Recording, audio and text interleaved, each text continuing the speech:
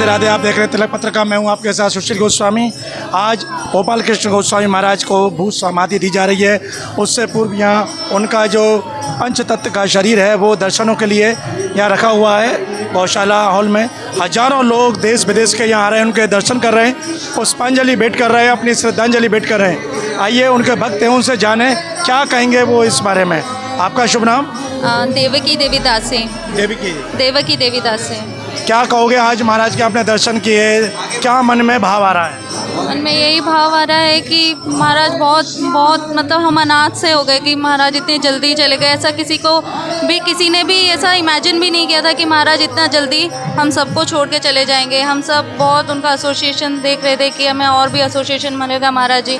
और महाराज जी हमेशा ही बोलते थे कि जप करो अच्छे से, अपराध ना करके जप करो और बुक डिस्ट्रीब्यूशन करो। महाराज जी का मेन एसेंस था बुक डिस्ट्रीब्यूशन, कि जितना भी आप बुक डिस्ट्रीब्यूशन करेंगे आप मुझे प्रसन्न करेंगे।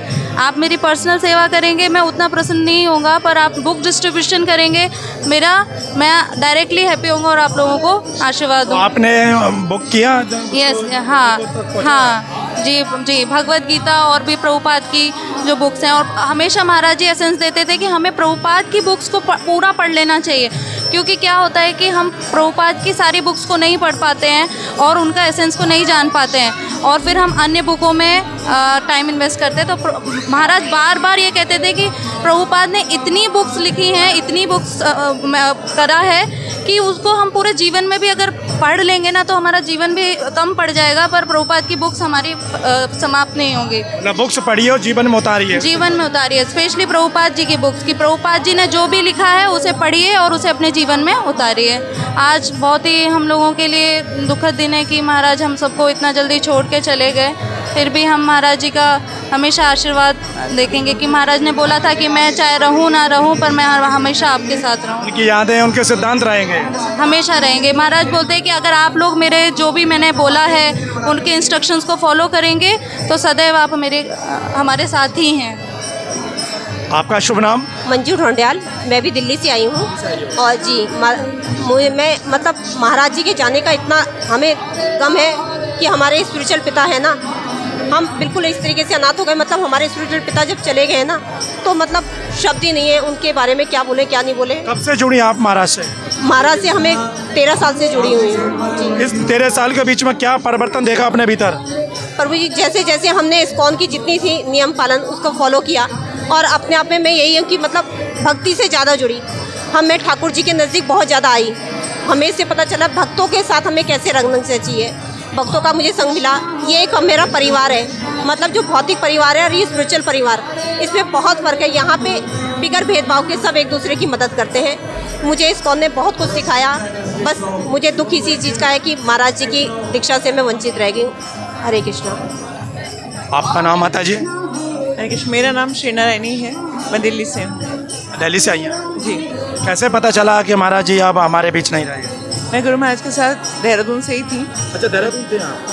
तो देहरादून में महाराज जब ICU में थे तब मैं उनके साथ ही थी। क्या तकलीफ हुई थी महाराज जी को जो देहरादून एडमिट कराया? महाराज इस बार वो गिर गए थे तो उनके रिब्स में फ्रैक्चर आ गया था।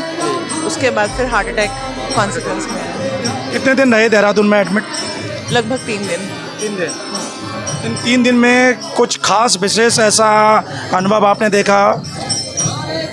देखिए, महाराज ने पूरे संसार में सबको गीता और भागवतम से जोड़ा है। तो सारे ही संसार से जो भक्त थे वो उनके लिए संदेश भेज रहे थे, और लास्ट मोमेंट तक ऐसा लग रहा था कि जैसे गुरु महाराज अब बस खड़े हो जाएंगे, ठीक हो जाएंगे। मगर फिर गुरु महाराज की वजह से भगवान ने उनको अपनी सेवा में बुला लिया है। अब गुरु महाराज उनकी सेवा में है। महाराज से कब जुड़ी आप पहली बार? 2001 में। 2001 में। इन 23 साल के बीच में क्या आपने महाराज से सीखा जो आपके जीवन में, आपके कल्याण के लिए, आपके परिवार के लिए काफ़ी है? निस्वार्थ सेवा और सबको प्रेम देना और पूरे इस्कॉन को जोड़ के रखना। तो ये महाराज ने सबसे इम्पोर्टेंट किया है, चाहे वो रशिया हो, चाइना हो, अफ्रीका हो, अमेरिका हो या भारत हो।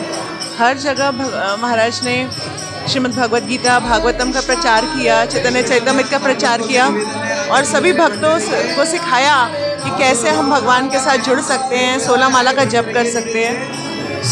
एक शुद्ध जीवन कैसे जीना है महाराज ने सिखाया। सो आज जब महाराज नहीं हैं तो महाराज की जो इंस्ट्रक्शंस हैं वो हमें पालन करनी है, और महाराज की इंस्ट्रक्शंस ये हैं कि हम सबको मिल कर के आगे भागवत प्रचार करना है और इस्कॉन के अंदर रह कर के मिल कर के सेवा करनी है। तो सुना आपने महाराजा जी, क्या कहेंगे आप?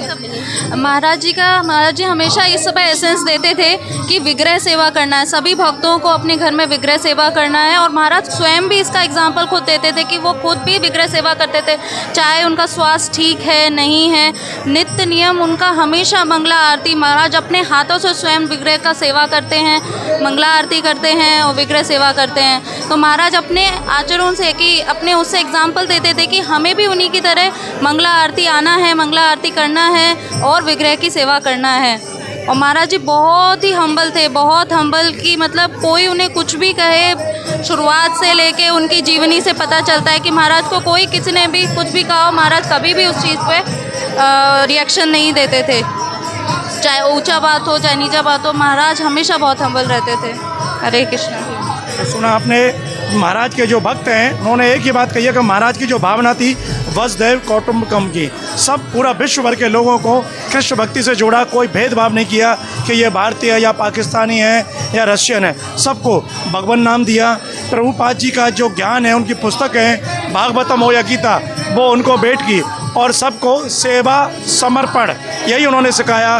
तो आज उनके भक्त अपने बीच भले ही उन्हें ना पाकर दुखी हैं, लेकिन उनके सिद्धांत और शिक्षा को लेकर उन्होंने कहा कि वो सिद्धांत और शिक्षा के रूप में सदैव उनके मन में रहेंगे, उनके हृदय में रहेंगे, और उसी के सहारे वो इस इस्कॉन संस्था को और प्रभुपाद जी का जो मिशन है उसको आगे बढ़ाएंगे।